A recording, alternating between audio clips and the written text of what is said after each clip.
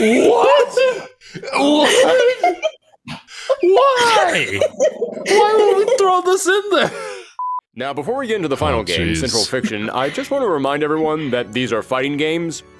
I know, a little hard to remember that when our... Yeah, you press buttons and do cool things. Yeah. There is game. But there is massive amounts of lore in the background. This was a lore created for much more than just a simple fighting game. Although granted, several fighting games out there have like some of the most complex lore that you can see in video games. It's probably because they have a lot of freedom to tell that story without being constrained by gameplay. It's kind of effectively a visual novel, but then when you get to a fight, you're like, hey, go fight! Go do it! Have fun! Yeah. There may also be an aspect where people who are into fighting games, so much so that they would make one, are just massive nerds. So this is how their stories turned out. Fair enough, yeah. Part 2 of a story recap is on the horizon, but this does mean that some stuff might happen in the story that makes you think, why on earth would you do that? But it's all to justify how these games can keep every character from the previous games coming back for the roster. And hey, the fact that these games kept every single character coming back for every single game is one of the best things about BlazBlue. That From is a awesome. fighting game. I mean, yeah, that's what I was talking about earlier. Like, how does Nine show up in Central Fiction? And she has a model there if she's supposed to be dead. But no, yeah. We find some sort of reason to bring her back and have it make sense within the lore.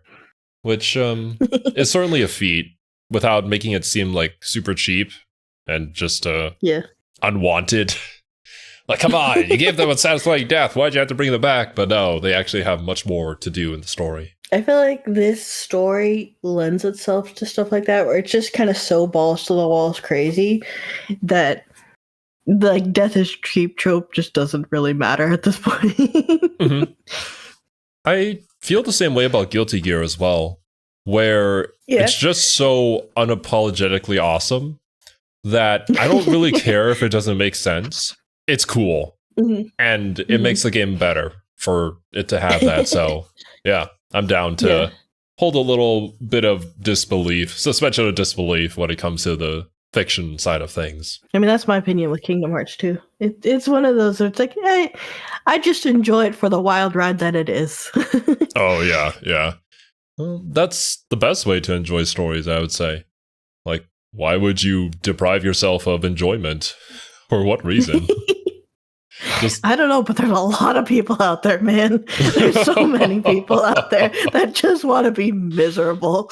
I don't get it. I feel sorry for those people. From a story perspective, it's one of the worst things because it leads to just some really bizarre justifications for how characters can still be here or what decisions characters end up making. It is. So, alright, final game. We get to play Central them. Fiction. Here we go. Ragnar the Blood Edge, missing and without his memories. Jin, finally woken up, but he's injured and unable to walk anymore. Noelle. Actually, Noelle's doing okay. Yeah. Oh, no way, she actually lost all of her powers and she has no memory of how that happened. Oh my god. Just a big day for taking L's, isn't it?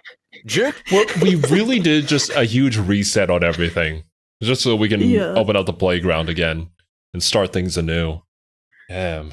He doesn't want to accept what's happened to him. He says he still must kill Ragnar before he can die, which causes Tsubaki, who again is in love with Jin and 100% loyal to him, to set out on her own quest to kill Ragnar.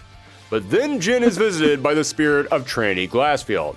Yeah, after her run-in with Hosma and Terry in the last game, and yes, we do need to start referring to them as separate people now, Trinity was separated from Platinum. So here's the thing. Platinum was a body that Trinity created to house the souls of Luna and Senna while keeping her own. I was really ready for thing to pop up. So here's the thing. By in the Nox Nictoris in order to stabilize that body. But now that Trinity had been separated from her Nox Nictoris, Luna and Senna were fading away. So Trinity offered Jin a deal. She would heal his body, and in exchange, he would carry her soul in his sword until they were able to find Platinum and reunite them. Trinity warns him though that if she does this, he would only be healed temporarily, and by the time the healing powers wore off, he would die. Jin doesn't care about any of that though, he just has one question. If I take this deal, would I be able to kill Ragnar? Yeah. And she says, sure, I don't see why not. And he says, that's all I need to hear, deal. This guy. So, while Jin was heading out to face Ragna again, all the other heroes were assembling to discuss how to stop Izanami. This is certainly setting up to be an exciting final showdown, right? Well, remember how Izanami had gathered all those souls together and they were just floating up there menacingly? Well, that was all she needed for her final plan, because just as the heroes had assembled again, Izanami used the power of the embryo to create a time loop. Yes. Again? I kind of thought I should have said it. That was kind of going to be my guess. Oh, man. You see this a lot in fiction, actually. Or, well, I should say when it comes to, like, over-the-top anime. Because I think of JoJo's Bizarre Adventure, where most of the greatest villains are the ones that can control time. And they always have this certain power about controlling time that is slightly different, but the gist is essentially, I control time. It is just probably the most OP power out there that you can think of. When you start power scaling, right, it's like you kind of reach 2 points. Either the ability to completely manipulate reality, or the power to completely control time. Because those are the two things that you can't really surpass. Us as physical beings can't go beyond that barrier. We are limited by them, so it makes sense that anyone who can control them with evil intentions would be the ultimate bad guy. It's just really funny, though, because we literally had a game based on a time loop, but we're just doing it again. Fair enough. I mean, if it works, it works. If it worked the first time, yeah. If it ain't broke, don't fix it. Izanami sucked everyone into the embryo, and next thing you know, Ragna is waking up on his way to the hierarchical city of Kagetsuchi. He still has no memories of who he is, though, but everyone keeps telling him that he's supposed to go to Kagetsuchi and destroy the cauldron, so he just kind of goes along with it for now. And so he goes to Kagetsuchi, he buys Taukaka food, he fights Arachne, fights Carl, it's all the greatest hits. And nobody has any idea that they're stuck in a time loop. Except for Jin, who remembers everything because he has the power of order. In fact, I'll jump ahead a bit here now and say, Jin is able to find Platinum, and he is able to use the power of order to keep them from fading away like Marty McFly. How does the power of order keep them from fading away? Good question. Yeah, listen, there's a lot in BlazBlue that isn't properly explained, and the power of order is at the top of that list. It's basically a Deus Ex Machina ability that lets people do whatever the writer needs them to do in that moment. But essentially, it allows... I order you to do this because it needs to happen. That's if you don't define how something works, then there's nothing to say that it couldn't do that. This is the point that you brought up earlier, where anything similar to this in any other story that was trying to stay like serious and coherent would just be a massive deal breaker. It would destroy the story. But here it's like, yeah, that makes sense. Yeah, just throw in another one. You might as well add in a few more. You're just along for the ride now. Acceptance. We have reached the stage of acceptance. Allows him to observe them back into existence? I'll just go ahead and leave it at that, because observing is the end-all be-all ability in this franchise, and I guess the power of order gives him that now too. So everyone is living their lives from the first game again, with some small changes here and there, but as Ragna is making his way to the cauldron, he's starting to remember his past. And what he can't remember, everyone is more than happy to remind him of. They tell him about the cauldrons that he's destroyed, about the cities that were wrecked because of this, and the hundreds upon hundreds of NOL soldiers that Ragna killed in cold blood. Yeah, this was actually kind of a shocking moment when I played through it, because... Interesting tear. His name is Ragna the Blood Edge. That sounds pretty edgy, and I knew he had a massive bounty on his head from destroying the cauldrons, but I never really thought it that far through. That's about as far as I went with it. I hadn't really stopped to think about it until now, but yeah, those cauldrons were guarded by people. People Ragna probably sliced right through. But even if I had thought of it that way, I probably would have assumed that Ragna had just, I don't know, knocked the guards out or snuck past them. I mean, this is our protagonist. We followed him for 3 games now, and sure, he's been kind of a gruff jerk at times. Okay, most of the time. But we always saw that when push came to shove, he had a good heart to him. So when the game turns to you and says, oh no, he's got one of the highest body counts in recorded history, yeah, it's kind of shocking. I mean, okay, sure. Lots of video games have characters who fight off armies of bad guys, and yes, if you stop and think about it, sure, you're killing those bad guys. But you never look at Nathan Drake and think, oh yeah, that guy is one of the biggest mass murderers in history. And that's because those games never turn to you and say, you are playing a murderer. Those Oh god, we're really tipping into the Yoko Taro territory now. We really are. It would be cool if BlazBlue had a body count on the top left, just like in... Oh god, what was the game before Nier called? Drakengard? Yeah. random enemies were people. They had lives, and your character killed them. And Ragnar was shocked too. You can tell as the story goes on that this is hitting him hard. And then when he finally reaches the cauldron and he fights New 13, he doesn't try to destroy her. Instead, he reaches his hand out and says he wants to save her. Yeah, remember that story that Rachel told Ragnar in the last game, and I said it would all come back around? The foreshadowing. Yeah, here it comes. Now, I'll be honest with you. I'm not entirely sure what it was that made Ragnar change his ways here. Maybe it was because he didn't have his memories, so he didn't have a truckload of emotional damage telling him to destroy his sister's robot clones. Maybe it was because in the back of his mind he still had the experience of the last few days of meeting Celica and Noelle and so many other people that inspired him to be a better person. Maybe it's because he just spent the last 24 hours with people telling him that he was a horrible person who had done horrible things and he decided he didn't want to be that person anymore. It might be that, yeah. He broke the time loop on the first try and tried to help New instead of killing her. Damn! It's kind of a shitty time loop. Screw your time loop. Get out of here. We don't need that. We already did that in a previous game. Which shocked Nine the Phantom a whole lot. Yeah, Nine was now acting on her own, probably because being inside the embryo broke whatever control Relius and Termi had over her. I'll admit it's not entirely fully explained and I'm a little bit hazy on it, but all that you need to know is that she's back, she's in control of her body again, but guess what? Nine had kind of gone nuts from being in the Boundary for an entire century, and now she was firmly on team burn everything to the ground. That's hot. She breaks the illusion that everyone was under in the time loop and tells our heroes the reason you're here is because you've been chosen by the Azure, and one of you will become the one to inherit the Azure. And that means you'll get to recreate the entire world in whatever way you want. So your greatest, wildest dreams can all become real. Oh, my anime waifus are real? Then you have to make your way to Izanami and kill her. Oh, and one more thing. Doomsday is still happening. Yeah, you guys didn't stop that. The master unit is still trapped in here with all of us, and every second it's here, the closer it gets to dying and taking the whole universe with it.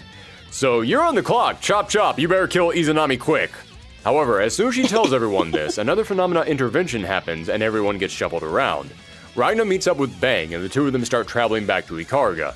Noelle meets up with her old schoolmate Mai, who is a great character, but all of her backstory happens in a manga that doesn't really hold any importance to anything else that's going on right now, so sadly, I'm going to skip over her. And speaking of that, Celica ends up meeting up with Naoto Kurogane. Naoto comes from a light manga spinoff, but he actually does play into the story a tad. So, real quick, he's essentially an alternate reality version of Ragnar, and he's been sent into this world to try and find his friend Raquel, who is... What? Alternate reality version of Ragnar? No wonder why he looks like a main character. He is the main character, technically. He got that pro tag in him. What are we doing with the alternate realities? We have the power of observation, and we sort of pull things from other timelines, essentially. Does this play into it? Is that how that would work? Is this a completely different thing? Who knows? Because I recognize this manga. I didn't realize it was BlazBlue's though. I do as well, actually. I do recognize the cover. I've seen this somewhere before, but I never checked it out. Yeah. I wonder if I just know the artist and have read other works of theirs, or if I just have seen this around. You might be right. The art does look familiar with like other characters in a similar pose. I'll have to look that up later. Yeah. His reality's version of Rachel. The main reason I'm bringing him up is because, as I said, The Master Unit is dying and all of reality is crumbling away, but the reason Izanami isn't able to speed up the destruction of the world is because of Naoto. Since he comes from another reality, he's thrown a monkey wrench into this world. We never explained the robot? What? Here, you're a puppet character now. But go have fun. Damn. Oh, that's great. I actually really love that she's just here and we just never talk about it. It's like in VLR, Virtue's Last Reward, with Alice's outfit and nobody ever mentions it. Oh, yeah. It's never addressed. It's just there. Yeah, she's wearing no shirt and a giant necklace that covers her tits. But don't worry about it. It's normal. I think there's just something about these crazy Japanese people out there making all these cool, awesome video games, you know? They just put these things in there for a joke. Or maybe they know exactly why it's there, but they'll never tell you.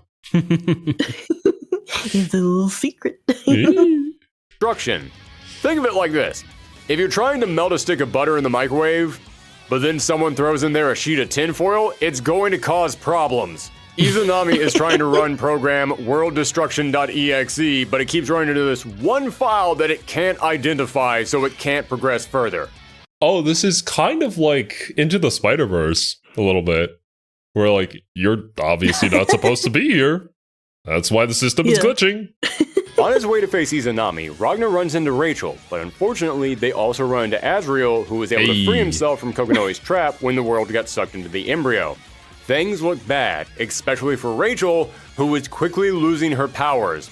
Yeah, you remember how I said that she has crazy godly powers because she was the bystander? Yeah. Well, those powers have been leaving Rachel ever since she got sucked into this world.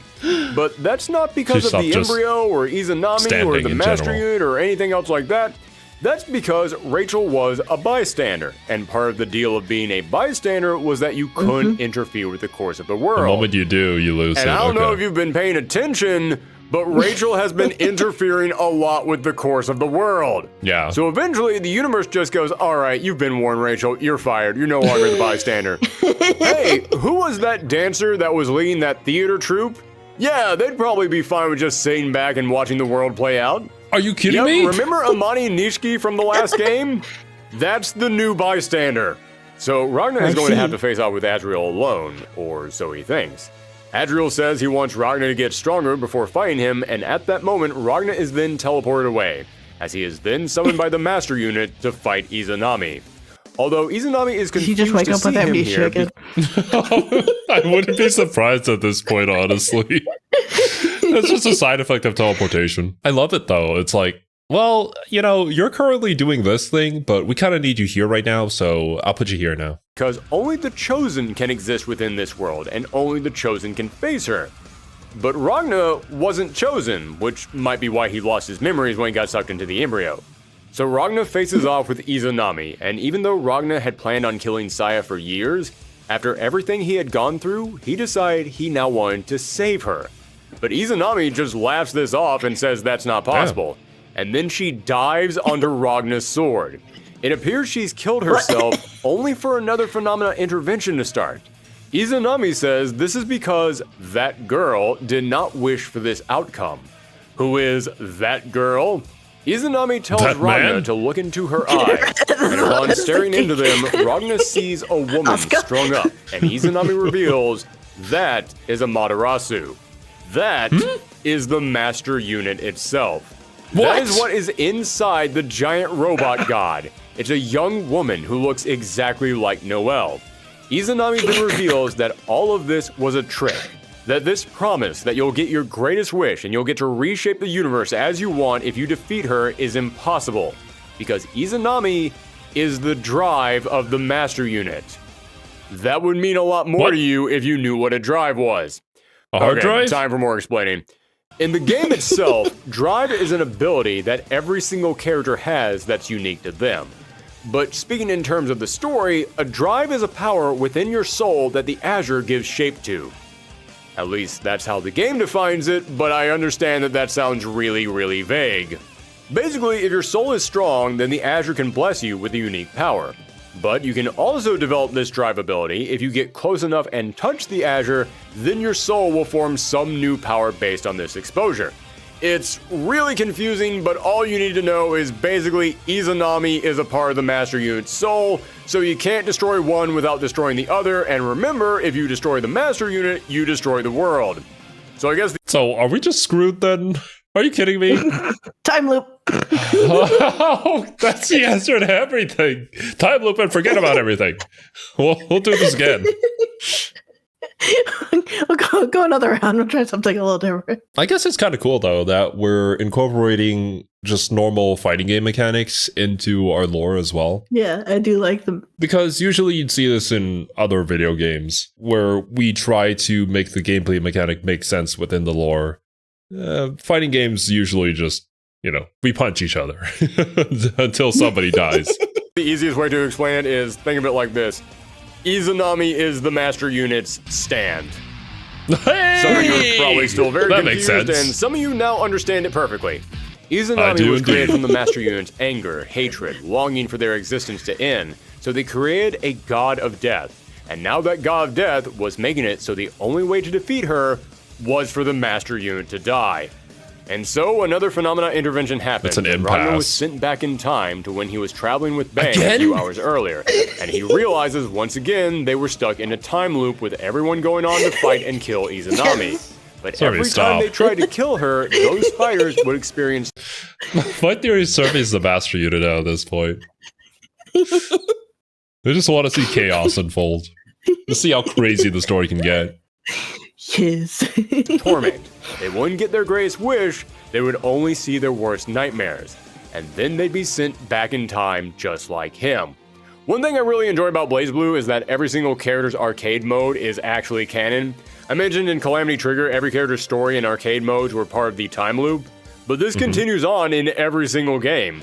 In Continuum Shift, you see different paths for every single character playing out in the arcade mode, but that's because those are the different possibilities that Noelle was observing into existence. In Chrono Phantasma, every single character has a unique boss fight at the end of that shows their own different path, and now in Central Fiction, whenever each character faces off with Izanami in the arcade mode, that's basically their ticket being called and them going up for their turn to defeat her. Now, you've probably got some questions. Who am I kidding? We all have questions. We have nothing but questions at this point. But there's one question in particular you probably have above all others right now. Who was that girl that looked like Noelle inside My the Master question Unit? is if I just blanked on her name. The purple-haired bad girl. Izanami? Saya? Izanami. Izanami's playable, right? So Yeah. what happens in her arcade mode when she beats herself? That's basically Eno's arcade mode. So who is this girl that looks like Noelle? Is it what Noelle was based off of? Is this like the original model for her? Or Grandfather Paradox, and Noelle was created based off of her, and then goes back in time and becomes her. Again, with the whole Ragna Blood Edge thing. Yeah.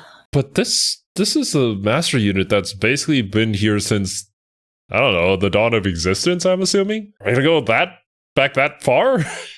Are we going to go back and become the first firmament? Is that what's happening here? Mhm. Yes. Oh, God. We are the one above all. Alright. BlazBlue has a ton of backstory. There's so much that Yeah, happened no before kidding. the very first game, and we already went over a good chunk of it. But we're now going further than we ever have before. To the beginning biggest of time. reveal of the game. The thing that makes you look at this entire series completely different. You ready? You ready for the big reveal? The Yes. thing that will change the way that you look at this game forever? The thing that entire the thing is entire even series bigger was time loop. about? Here it comes. Get ready. That's a time loop? No. He's been sitting there ever since you left this morning. That's where the Just game like he ends. does every day. A world of his own.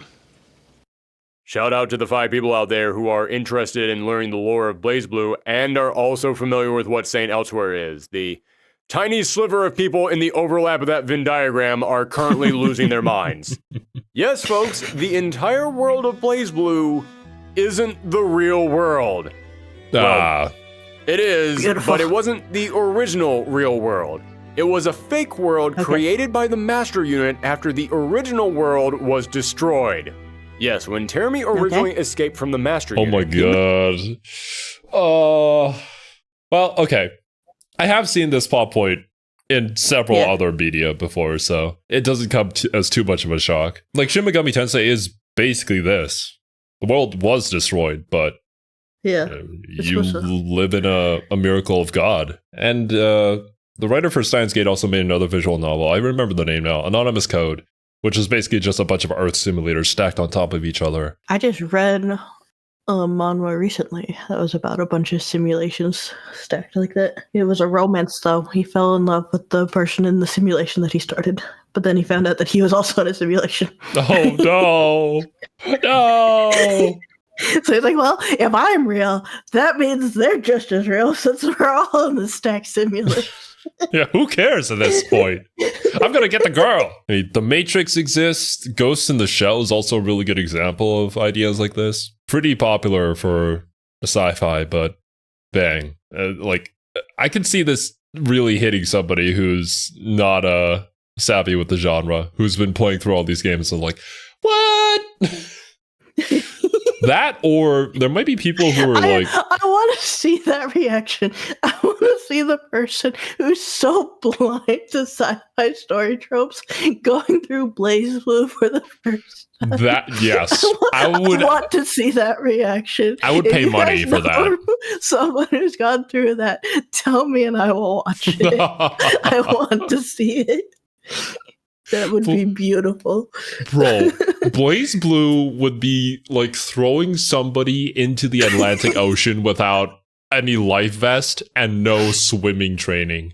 They are just Those there. Are my favorite kind of reactions. Trying to survive, trying to even grasp at any little thing of what the heck is going on. Blown at every twist and turn.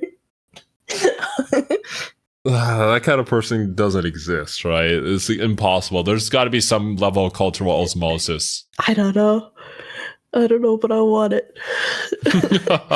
I wish I could be that person sometimes.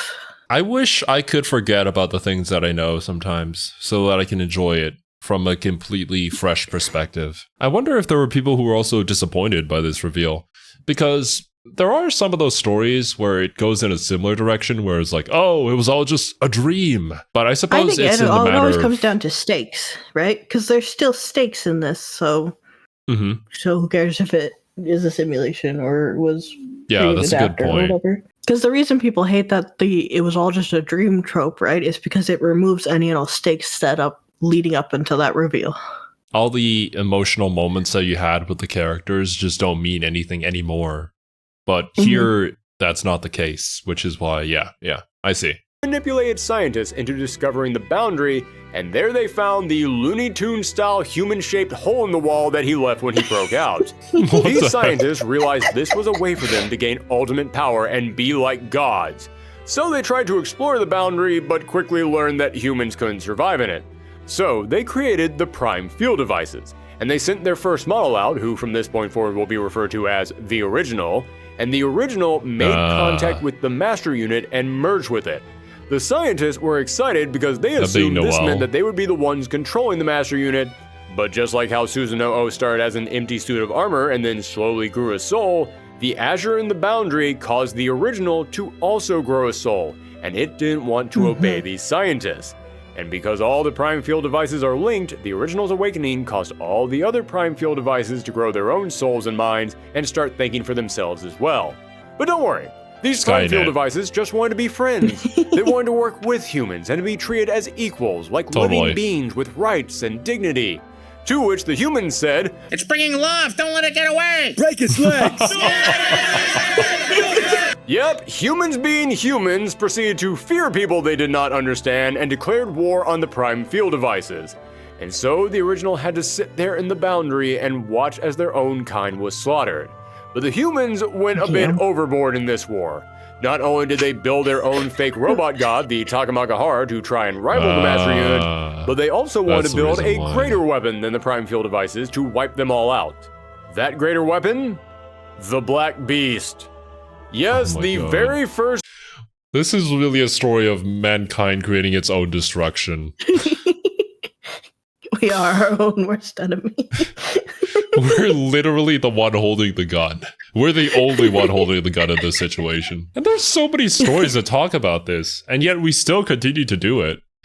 Like, something that I rewatched recently was The Iron Giant, and that is like a phenomenal example of this. It's such a good movie. It is. It's so good. It's based off of such a compelling premise. Man, and everybody in there is just so good.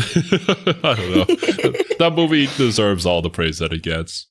But yeah, Definitely. we're going down a similar path here where we just don't try to understand others that we don't know.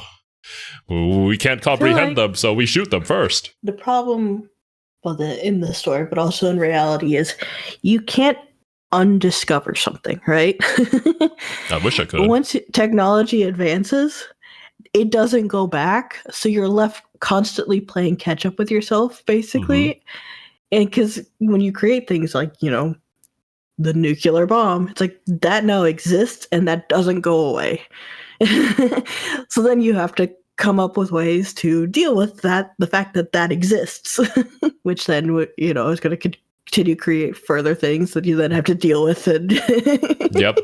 And it's this perpetual cycle of playing catch up with yourself as things just become. It's like in D&D when they say when you reach level 20, it's rocket tag, right? But it's kind of like that.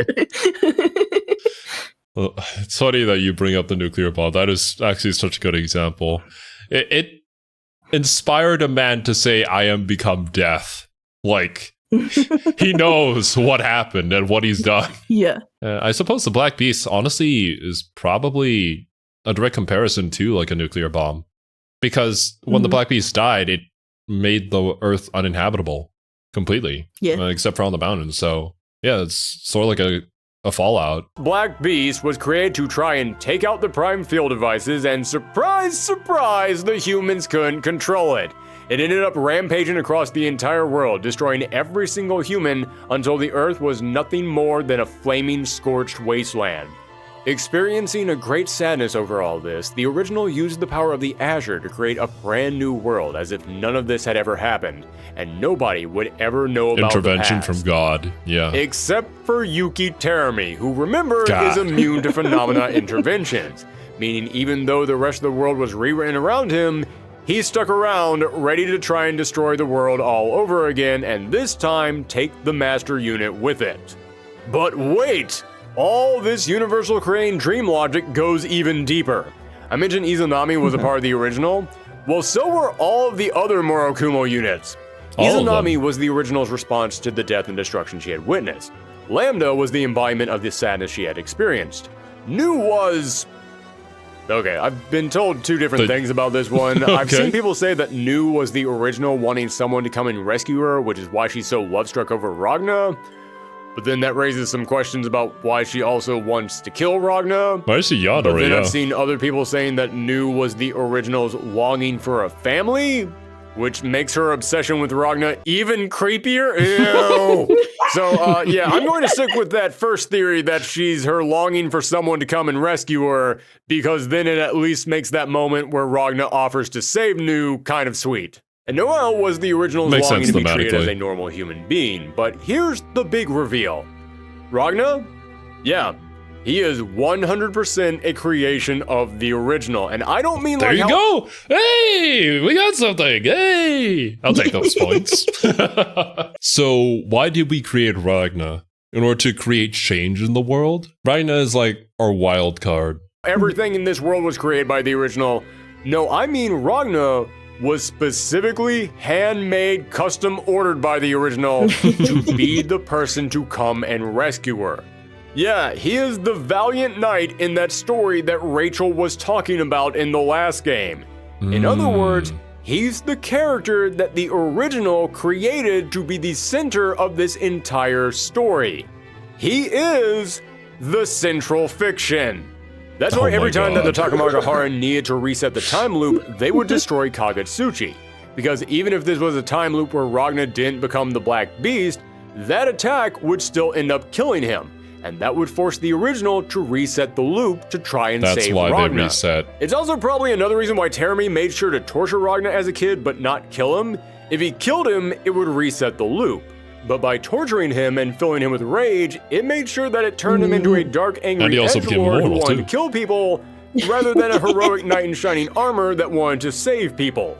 It'd be like if Lex Luthor wanted to mess with Superman, but he knew he couldn't kill him, so he just goes back in time and tells him, hey, listen, man, ignore all that stuff that your parents are telling you about caring about other people. It's all about looking out for number one, kid. Trust me, I know what I'm talking about. This would also explain why when Ragnar confronts Izanami and said he wanted to save her, Izanami threw herself on his sword, because actually saving Izanami and the original is what the original wanted all along. So if that happened, then the world might actually be saved, and Izanami can't have doesn't want that. And these aren't even the only little tidbits that we can look at and go, oh, I think they were hinting at this being true all along. If you go back to some of the early games, they flat out spell this out for you. You just don't understand what they're talking about just yet. That's This cool. world is nothing but lies, Beautiful. lies! You know, if I didn't know any better, I'd say Teremy was trying to tell us something. So, okay. It's always cool when you get these reveals where you go back and you're like, the foreshadowing has always been there. This has been leading up to this one reveal this entire Those time. are my favorite kind of stories, yeah, when you could go back and read it the second time and be like, oh, this was all, yeah, it's so different going back through it. But the thing is, right, like how you foreshadow it is also important, because Teremy is screaming, it's lies, lies, lies.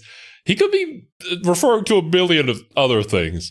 Like, this world is rotten to the core. Or, you know, I dislike society. The politicians lie to everybody. There's just a lot of ways you could interpret that. But once you know the answer, then, yeah, it makes sense. It's a good foreshadowing. Doesn't reveal too much. Well, it's like the art of the murder mystery, right? You need to give your reader enough that when they get the answer revealed, it's not like, hey, well, there's no way I could have ever solved that because you didn't give me all the equations of the puzzle, right? Yeah. That's the most unsatisfying way to conclude a murder mystery. But instead, you need to go, oh, so this is actually how those pieces fit together, because you now have the context of the whole. That's the only way to make the ending satisfying. If not, then why did I even read it in the first place? I should have just, kept on trekking on and then skipped to the last page and be like, oh, okay, yeah, that makes sense, I guess. I promise you that is the last big, massive reveal. Time to race towards the finish line of this story. So Ragnar gets sucked into a small pocket dimension created by Hosma. Not Teremy, though, because remember after the events of the last game, Hosma and Teremy are now two separate people. Hosma is basically the same as Teremy, though, but he's less pissed off and he's more mischievous. Okay. Yeah, something to point out, Teremy isn't quite the same person depending on what body he's in. His personality is always merged with whoever he's combined with, so even though Hosma was a puppet created to be Teremy's body, now that they're separated, they are acting slightly different from each other. Interesting. This once again reminds me of the Zombie of Files. I'm not going to say it because it's a spoiler, but yeah. If you think about it that way, it makes sense. And they're not the only ones divided up, because Hosma has kidnapped Mu 12. You mean Noel? No, I don't. No, Mu 12, Mu 12 actual. and Noel became separated in the embryo. So Ragnar takes Mu with him to be reconnected with Noel, who is about to have a very bad day. Because all these people trying to challenge Izanami are now being given a brand new mission. If you really want your dreams to come true, you have to kill Noel. And many of them actually tried to do it. Yeah, some of the heroes who we have been following throughout these games finds out they have to kill Noel to get what they want, and many of them agree to it. Yeah, it's kind of messed up, but I will say when Ragnar confronts Bang, he's like the one character who says he won't do it.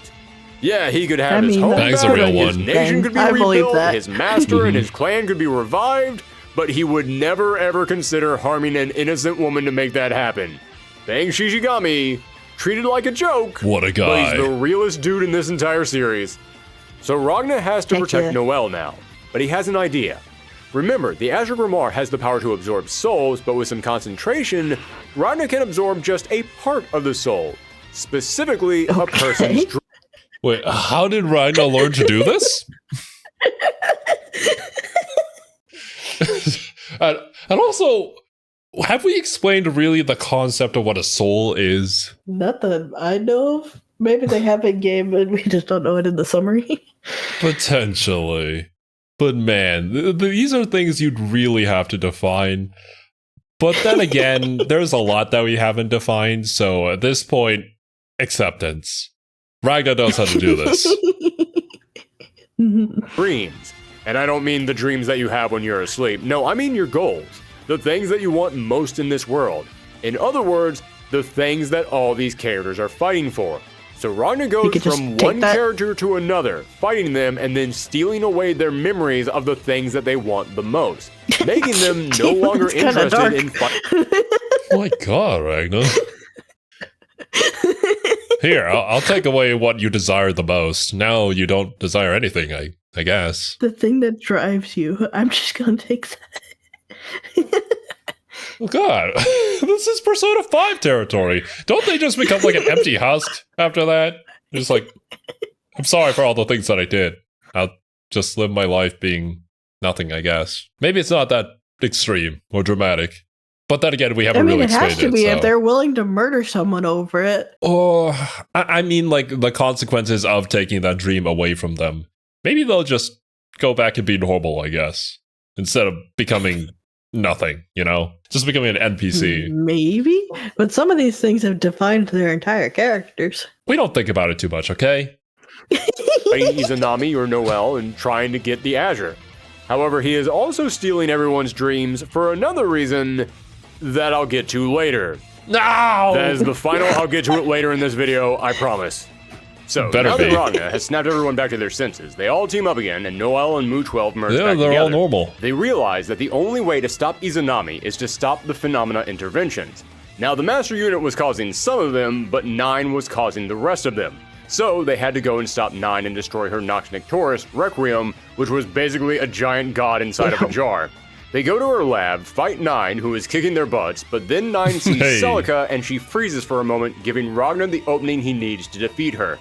However, their victory is short-lived as Izanami finds them, but 9 uses her Nox Nictoris to freeze time around them for a few days. Izanami is frozen, but before our heroes can get caught in this same trap, Celica uses her powers to teleport everyone away, and they find themselves... We're using time to dictate how long time has stopped. It is really hard to think of any other concept to explain how long time has stopped without using time, okay? Even in JoJo's Bizarre Adventure, the deal was like 1 second, 2 second.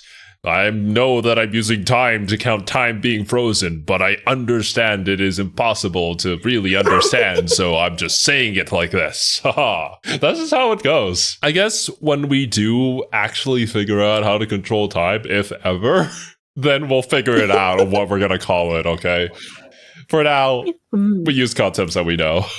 Back to a small church.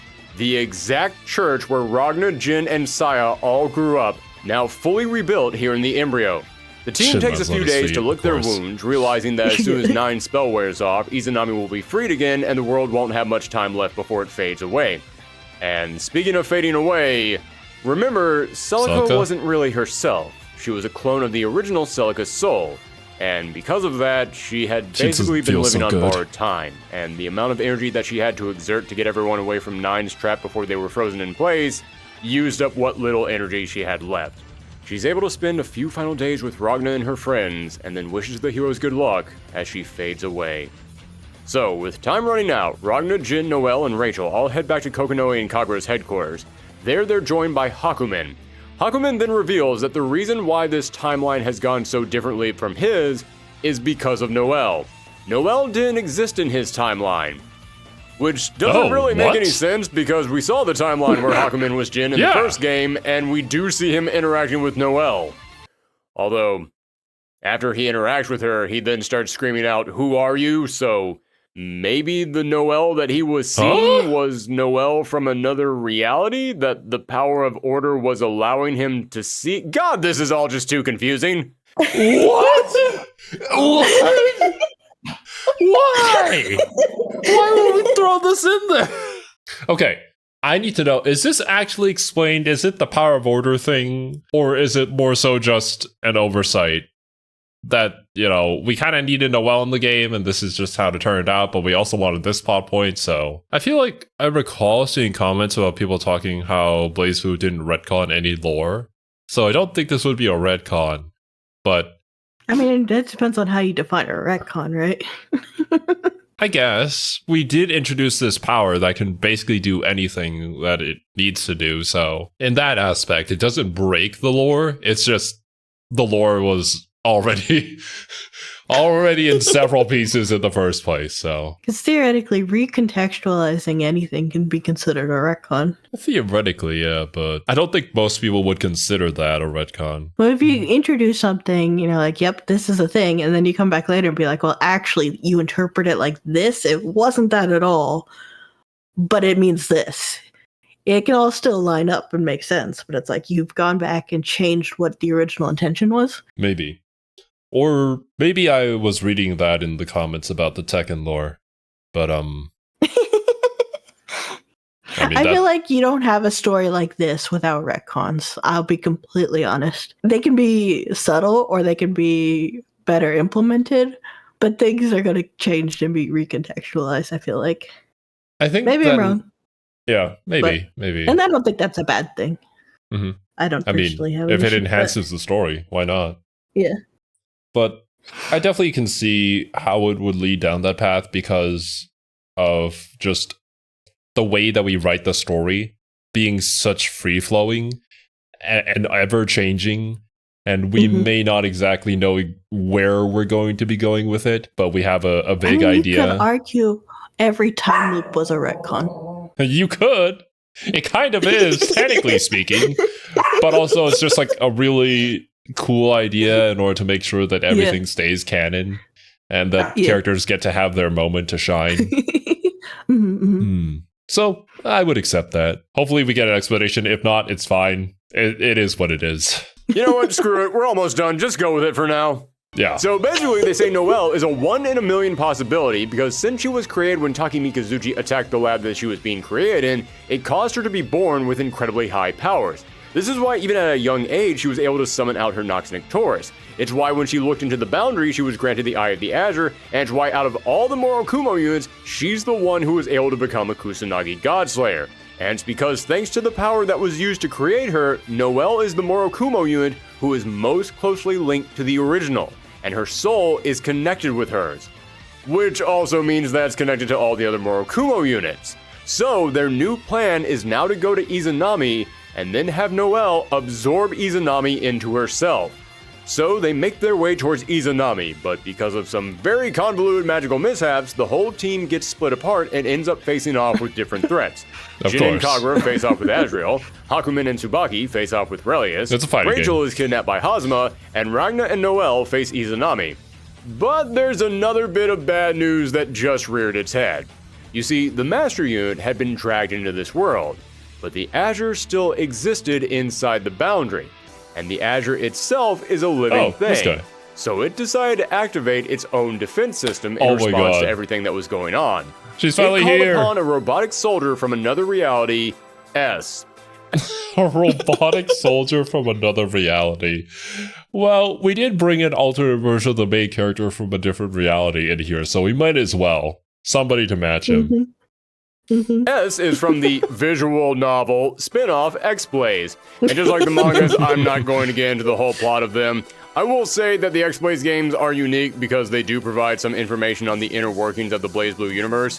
For example, the concept of drives being something in the story rather than just a game mechanic is first explored in X-Blaze. The embryo that Izanami is building is introduced in X-Blaze. There's some more information on the boundary that's explored. However, I'll let you know right now, that's all just extra credit stuff. It's just there to fill in the nooks and crannies, and BlazBlue is a franchise that loves to put in way too many nooks and crannies. So, yeah, check out X-Blaze if you want, but it isn't necessary to understand what's going turns on. White, of course it does. Then again, I say that as somebody who still isn't entirely sure he knows what's going on, so what do I know? What's important for now is that S had been enlisted by the Azure to clean up this world. You see, the only people that should still be alive in this world right now are the Chosen, who are supposed to compete for the Azure. But because Ragna took away everyone's dreams to keep them from going after Noelle, nobody was a chosen candidate anymore. So S was going to go up to these characters and erase them from existence. Meaning not only was the world fading away, but now the heroes themselves were all coming down with a bad case of I don't feel so good, Mr. Stark.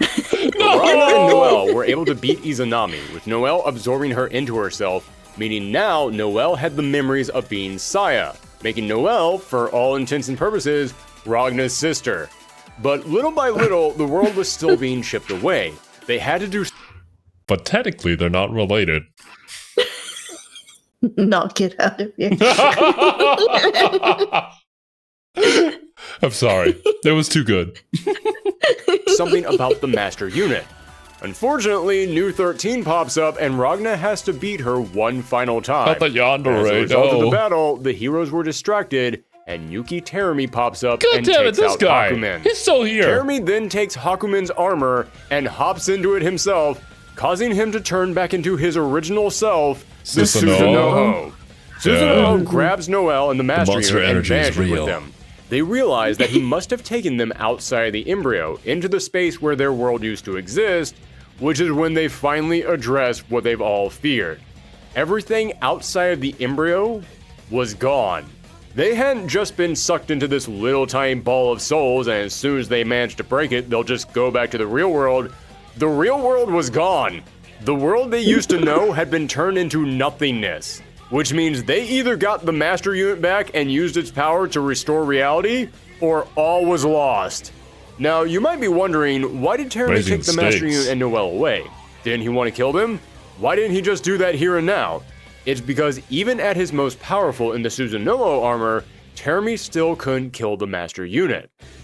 But if he went back into the Boundary, then he could reach the true Azure and obtain enough power from it to destroy the Master Unit once and for all. Although, it's revealed that's not even his true plan.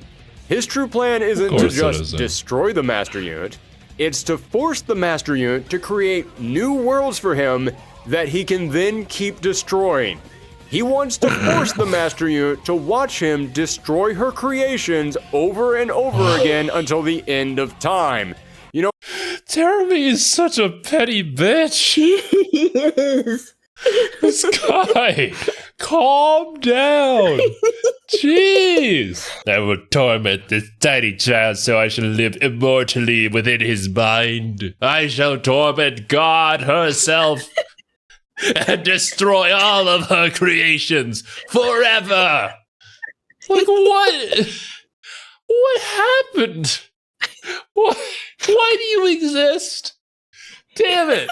He's just salty over his original creation. And honestly, a lot of this might be a combination of the Susanoo armor as well, because I believe this unit was created to fight, but was also very displeased that there was nothing to fight and destroy. So this urge for mass destruction, yeah, I could see it being a combination of the two. Lord be crazy, man. I couldn't write a story like this. There's way too many moving parts for all of it to come together and still make sense. You know what? I'm just going to say it. I don't care much for this Terumi fellow. He seems kind of like a jerk. Now, the reason why he took Noelle was... I mean, at this point, I can't blame you. I also think he's a little bit kind of a jerk. I wouldn't talk to him, personally. Yeah. I don't think I could be friends with him. With him is because the true Azure was blocked off by a gate. But since Noelle had the eyes of the Azure, she could open it. The Azure's Guardian S tries to stop Terumi, but as Susanoo, he was far too strong for her and easily overpowered her. So our heroes, and by that I mean the 3 or 4 of them that were still surviving at this point, had to find a way to get back into the Boundary, which meant jumping into a cauldron. They head back to the cauldron in Kagetsuchi, where all of this began, only to be greeted by Hazama. Yes, Terumi's old suit had his own plans on how to torture these heroes, and that started with Rachel, who he was holding captive. He was going to throw her into the Boundary, and without her powers, the Boundary would rip her very soul apart. Hazama and Ragna fight, and even though Ragna wins, Hazama still knocks Rachel into the cauldron. It looks like this is the end for her until at the last minute, Naoto jumps in and saves her. Main character. Yeah, been a while since I mentioned him, but he's still been around. I really dig this moment for Naoto, because remember, he came to this reality looking for his friend Raquel, and even though he didn't find her, here at the very end of the game, he ends up saving this reality's version of Raquel. But that was it for Naoto. His time in this world was up, and he too ends up fading away, wishing the other heroes good luck with his final moments. And he's not the only one who's about to go away. Ragna says goodbye to Rachel, and even though they'd spent their entire lives having a very aggressive relationship with each other, constantly hurling insults back and forth, in that moment, Rachel realizes what Ragna is planning to do. And so the two of them drop the attitude, they drop their bickering, drop the insults, and she bids him farewell, knowing that this is the last time she will ever see him. Rachel. 今までありがとうな。ラグナ。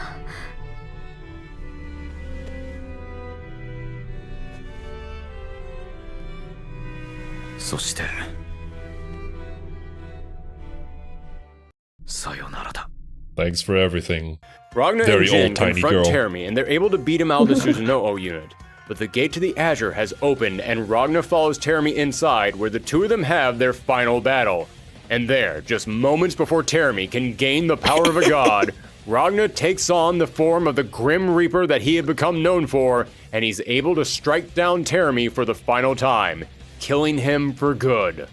So, the day has been saved. Hey, Ragna, Jin, Noelle are all one big happy family again, right? Wait, I don't think there's even rumors of the next game yet. It's been a very long time. Oh, man. I'm sure BlazBlue fans would be ecstatic if there was any news. I'm sure it's in development, though. Like, the series is pretty successful, no? Well, not quite. There's still one problem. Ragna knows that their world is still broken, and as long as he continues to exist, then the world will still be built around him, meaning that it could always keep looping again and again. Everyone was still trapped in a story that was written entirely around him. So he has to use the Master Unit to erase himself from existence. That's freaking meta, but Noelle and Jin refuse to accept this. Ragna fought off Noelle and uses the Grimoire to steal her dreams, just like he did everyone else, including the dreams of Saya and the original unit, the dreams that were keeping everyone trapped in this continuous looping story. And then he finally squares off with Jin, who got the final battle with Ragna that he always wanted, except that now, Jin was fighting to save his brother and keep him from sacrificing himself. Ultimate irony. He lost them. The fight still happens, but for the exact opposite reason of everything you set out to do. That's just good writing, man. And good development from both characters. And with an understandable motive behind both of them. I'm trying to think of stories that have done anything quite like this. For a character like Ragna, I can't think of any. There are... The character is the main character. Where the character knows that they're the main character, and so they decide to sacrifice themselves in order to end the story, to set everyone else free. I feel like I have read something like that, but I can't think of it off the top of my head. I can think of stories where the main character knows they're a main character. Or, well, even more stories where they know that they're supposed to be an extra or side character. That's very popular, yeah. Just the execution and leading up to this very moment. I can't imagine how it would feel for somebody who played through all the games for all those years and to see all this being unveiled. Must have been awesome. Especially if you were able to keep up with the story, because I don't really know how many people actually kept up with the story. This feels like something you'd have to like sit down and review and make a timeline for yourself. See what's going on, just to remember it. Oh, and in that final moment, Ragna hugged his brother and sister as they broke down crying. It might seem out of character for Jin to suddenly care about Ragna, but you have to remember, his whole life, he has been wanting to kill Ragna because of his sword and because of the power of order. But they commanded Jin to kill Ragna because he was the Black Beast, because he was a threat that had to be stopped. But now Ragna was going to sacrifice himself. The Black Beast was no longer a threat, meaning that when you see Jin crying here and fighting to save his brother, this is probably the first time in over a decade that Jin actually got to be himself again and actually got to show Ragna how he really felt, that he actually did care for him as a brother. Or maybe he's just sad that he didn't get to be the one to kill Ragna, who knows. So Ragna left Jin and Noelle with Trinity, who took them back to their world, and she even disposed of the Susanoo unit back into the Boundary, returning the thing that exposed the boundary to mankind and kicked all this suffering off back to the darkness from whence it came. Ragnar then went to the Master Unit and spoke with Saya's dream that he had absorbed into his arm and told Saya that he was sorry for making her wait so long. But now, it was time to finally wake up. So Ragnar used the Master Unit to erase himself from existence. All traces of him ever existing were gone, including from everyone's memories. But before he vanished, he had to create a brand new world. And that's when he revealed the other reason why he had been absorbing everyone's dreams. He channeled all the dreams he'd been absorbing into the Master Unit, and these dreams created the new world. BlazBlue was set in a world where everything was controlled. The Master Unit controlled everyone by trapping them in a time loop, and then the events of each loop were manipulated by the Takemagahara system. Everyone was a prisoner to their fate and to the gods who were sculpting reality for them. But here at the end, Ragnar creates a brand new world with no gods to govern them, just the hopes and dreams of the people. All those things that the heroes wanted, everything that they had dreamed of, was now possible. Mankind could now finally shape the future that it always wanted. Door really reminds just me had of to go out there and Alchemist. make it happen. We end our story with a look at this brand new world. Noelle has quit the NOL and has gone back to the church where Saya grew up, being joined by Lambda and now helping New 13 to recover. Jin and Kagura had returned the NOL, but now they were working underneath the brand new Emperor, Hamura. Bang is joined by his clan as they all work together to rebuild Ikarga. It truly is a bright new world where everyone has a chance for a better tomorrow. Except for Carl. Yeah. Carl! Did we forget about Carl? Carl and his father. Are they still out there? They're still fighting each other, helping each other, trying to bring his sister back? Carl kinda got a rough deal, and it looks like they're setting him up to be the next big villain. No! Damn, poor Carl. But hey, everyone else turned out alright. Nah, fuck Carl. I hated that kid since day one anyways. I knew there was something wrong with him. Ever since I laid eyes on him. He chose not to be a hero, so his dream doesn't count. He chose to wear all purple. Disgusting. Story ends with Rachel looking over the sword of someone she doesn't remember, but she says that it gives her hope, and she promises that one day she'll find who this sword belongs to. And that, ladies and gentlemen, is the story of BlazBlue. Not including most of the mangas and spin-off games. But if you just wanted to play through the fighting games, that is the story that you need to know. So far, I've mostly just stuck to what was happening without giving my own 2 cents about it, but I will say, this is a story loaded with unique imaginative ideas and amazing characters. But I can't lie, it is a beast to get through, and it could easily be simplified. I mean, hell, this was the simplified version of the story, and I still could have cut some stuff out. It totally could have been told in a clearer, more straightforward manner. It definitely has the feeling that they just kept padding more onto the story without someone there to edit or tell them to cut something out. And I'll admit, I'm not the biggest fan of most of Central Fiction's story. I love how Central Fiction ends, but I feel like going, oh, hey, we're just snapping the Infinity Gauntlet and rewinding everything, and then you all have to race to beat the God of Death. Sort of took the story that had been building up over the course of 3 games and threw a whole lot of it out. I mean, a lot of these characters have their own personal journeys, and that's one of the best things about the cast of this game. And then here at the very end, everyone is just stuck in another time loop where they don't remember anything, and then they're all just thrown into a very anime version of It's a Mad, Mad, Mad, Mad World. And I feel like some of that is simply because, yeah, it's a fighting game that uses sprites. Mean they need a reason to bring everyone back and not change them around too much. Yeah. Like, when Bang takes his iconic nail and shoves it into the linchpin, that's huge. That takes away something that he had been carrying around this entire franchise. What's it going to be like for Bang to not have the Rotenjo anymore? What's it going to be like for our heroes to now exist in a world that doesn't have Ars Magus? Oh, we just started up the Pocket Universe and now everything is reset. Ah, got it. Oh, Terumi is separated from Hazuma, so we don't need Hazuma in the story anymore. Wait, no, a lot of people will use him in the game and he plays differently from Terumi, so we have to come up with some very convoluted reason to bring him back. So yeah, I can't lie. Central Fiction feels like it fell apart for me in many places. However, I still love these characters. I think they're fun. I think their character interactions are great. And while this story might be dense, it's partly because every single character has their own goals and quests, and that makes them each stand out so much more than most other fighting game characters. So Oh, wait, that literally just reminded me. Didn't Amane now become the bystander? But then we never really did anything with them after that? They're just a bystander. What are they gonna do? That's the point. We never used our powers to maybe even steer things, potentially hint towards anything. No, we're just here now. That's what I fucked up with Russia. You know what? I can't argue against that. Yeah, they really did just bystand there. Honestly, I kind of agree with Thorgi's perspective here, because you could see how all this character development maybe had gone to waste because we had basically just created the perfect world for everybody.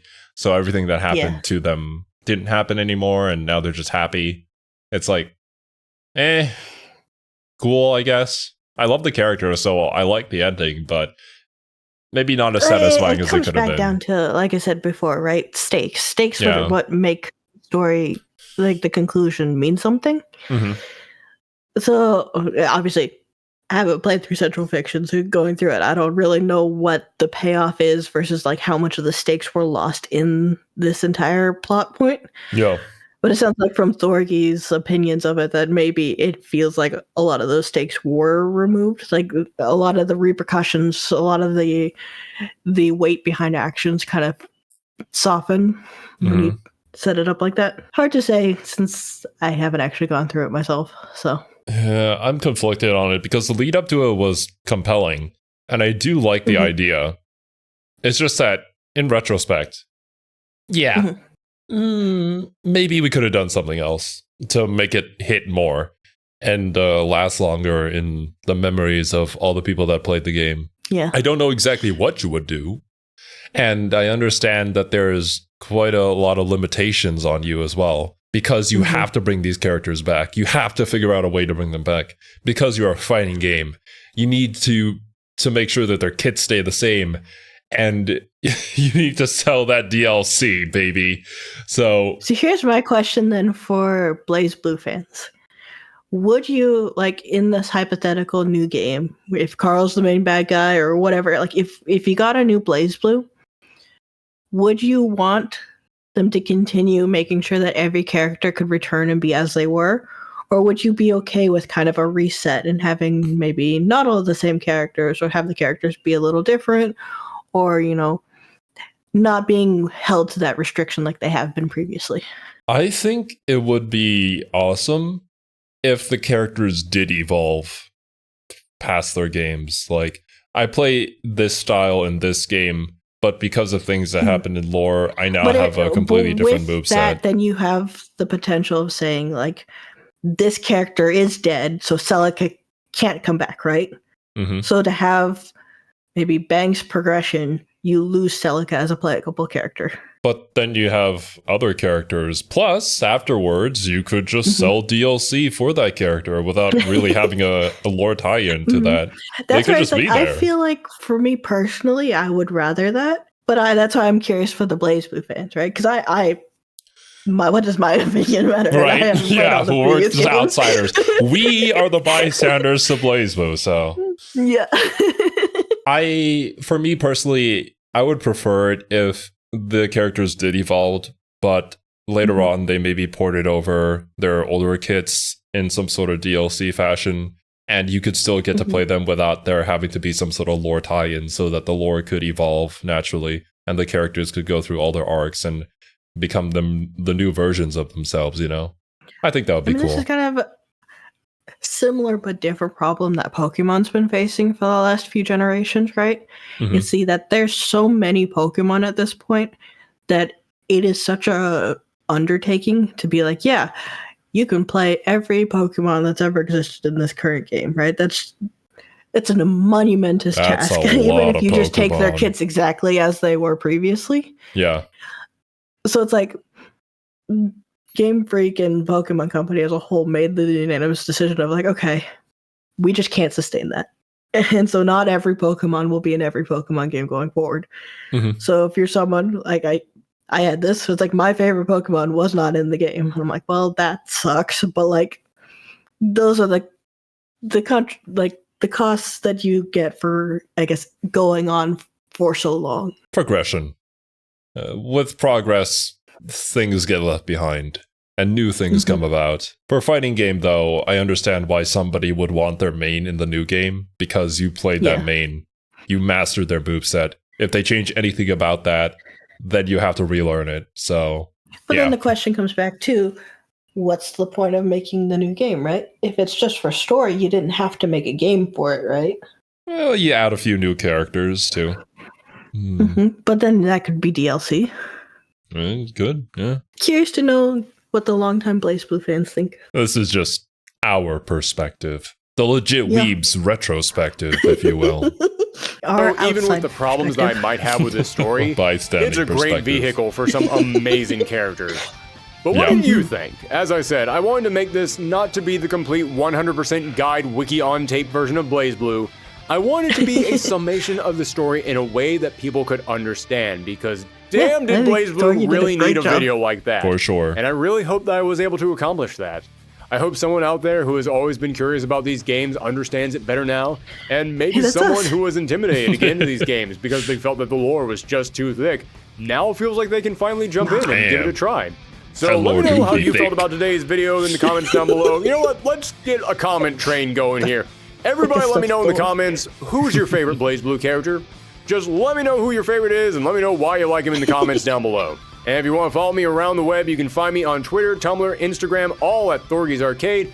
And if you did like this video, then please, I'm asking you very nicely here, just leave us a thumbs up, leave a comment, hit the subscribe button. Yes. As you can tell, an astronomical amount of work went into making this video, so a thumbs up would let me know that you guys appreciate it.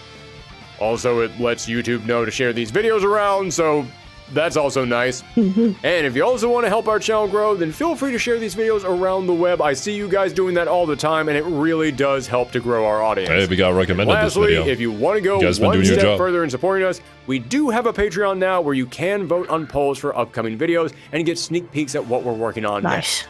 Thanks again for tuning in, everyone. I'm going to have to go watch that KOF one. And come back next time. Okay, so this is a question for you, Zero. Now that we have a little bit more context on some characters, who's your favorite so far? 9. 9? I don't know. There's a lot of similarities with another character that I really, really like. So, I think I have a type. Yeah. It's pretty obvious now at this point. Like, I really want to like Bullet, but I just haven't seen enough of her for her to be like intriguing to me. She feels kind of like Giovanna in Strive, or it's like she seems like she's got a cool idea, but there's not enough that I've seen to be able to really feel connected to her. Actually, it's really funny because Bullet, in the summary at least, feels a lot like Giovanna in the main story of Strive, where, you know, she's supposed to be there. She'll get there eventually. She fights one person and then disappears from the story again. Where is she? Can you guess which character I am the most interested in and wanna who's my favorite? Who's your favorite? Oh god. This one's a bit more difficult because your favorite boy literally didn't show up. It was just like a footnote. Carl. What Carl? That would be Kiwi's favorite. I don't know. She'd like his dad. Let's be real. Oh yeah, 100%. Like Kiwi would be immediately gravitating towards the dad for some unknown reason, because that's just the Kiwi way. But I don't know. Maybe Jin. Jin, I think, had the most increase for me. Of like, I had no interest in him, and I think he's second for me. Yeah. My character that I'm still like the most is Anakin. Who? Arachne? You know, I shouldn't have been surprised. I thought like your opinions would have completely changed. So I'm like, yeah, Jin got a lot of spotlight here, and his character seems a lot more interesting now. So it might be that. Jin did skyrocket up there for me. Yeah. No, I enjoyed this. This was fun. There were a lot of ideas that we have seen before used in new and creative ways, and then there were also completely out there ideas that I've never seen before. Yeah. And I feel like just the concoction of it all is it's a lot of things I think both of us really enjoy in sci-fi and in fiction. yeah. And it just went and they took all the leashes and they said, nope, let it free. Let it go do whatever it does. Be free, my child. There were ideas that I liked and enjoyed, but there were a lot of things that I questioned whether or not it would enhance the story or bog it down. And Thorgi did summarize that he did feel like there was a lot that was added onto it, and they definitely could have used an editor to cut it down to the things that really just need to be there. But I can also understand from the mind of a creator who has so many ideas that they want to bring to life that they would just throw out every single thing that came to their mind. And it creates this rich world that you wouldn't really see otherwise from the more curated things, the more curated stories. So that's where I can appreciate it for that fact. I feel like for me, like there are different kinds of stories that I enjoy for different reasons.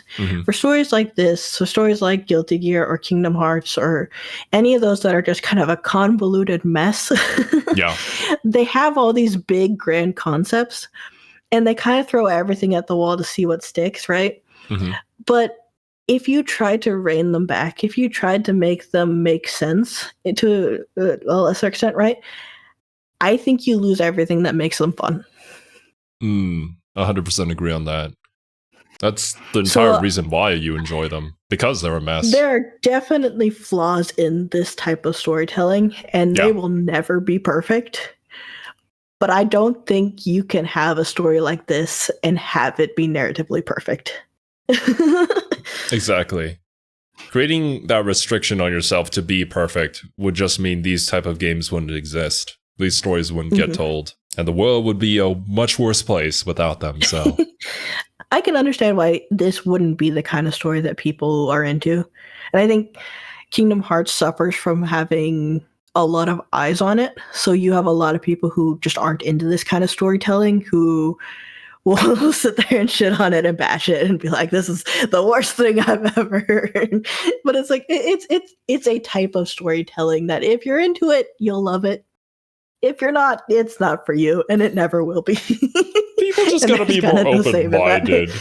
Or, you could just say, accept the flaws with all of the fun that comes with them. I'm just saying, if you don't like something, go and watch something else. That's always what it's been for me, right? Right, you don't have to shit on things that you just... Yeah. Be respectful of others. Yeah. Regardless of what it is, there is value for someone out there from these stories. Definitely. So, yeah, I appreciate her for that. And I appreciate Thorgi very much for summarizing the whole thing. Because this was insane. I can't imagine how long this took him.